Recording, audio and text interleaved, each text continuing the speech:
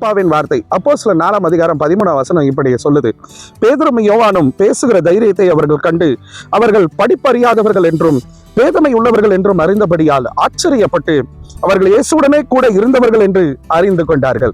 Wright brothers என்று சொல்லப்படுகிற இருவர் மிதிவண்டி பழுது பார்க்கிற கடையிலே வேலை செய்து கொண்டிருந்தார்கள். அவர்களுக்கு எந்த கல்லூரி படிப்பும் கிடையாது, எந்த ஞானமும் கிடையாது. ஆனா அவர்களுக்கு வாழ்க்கையில சாதிக்கணும் அப்படின்ற ஒரு ஆசை இருந்துச்சு. ஒரு நாள் என்ன பண்ணாங்கன்னா, இருவரும் சேர்ந்து பறக்கும் தட்டை உருவாக்கினார்கள். அதிலே பறந்தார்கள். ஆனால் அவர்கள் பறந்த தூரம் 1 நிமிடம் தான். யாருமே அவங்களை பாராட்டல, யாரும் அவர்களை மெச்சிக்கொள்ளவில்லை.